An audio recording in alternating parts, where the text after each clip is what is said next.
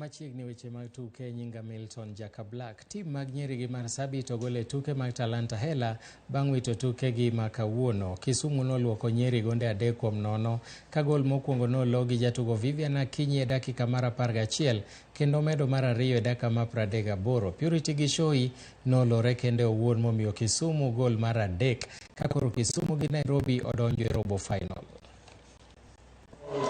Katika kipindi cha kwanza labda kimekuwa namna gani? Anapiga mpira vizuri sana kule, anaingia sasa Vivian. Anajapokuwa chenga tena huko Akinyi Vivian. Akiingia na kwa pasi nzuri kwa Kesaba mgongoni kwa Masungo. Kwa Akinyi Vivian tena analeta kitu juu kwa kule. Lakini ameotea hapa referee nzuri sana Masungo. Wanakuja kucheza shughuli hizo na Babatina hapa anatisha roho nzuri, nafasi ipo, anapiga kule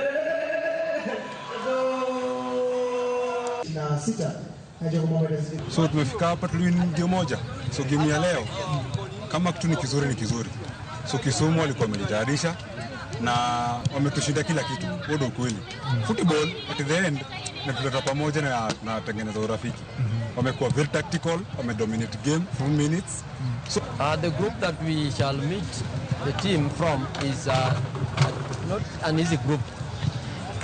Group A comprised of teams that are experienced in this football game, and so we have to scale up our game so that we can be able to match their standards. But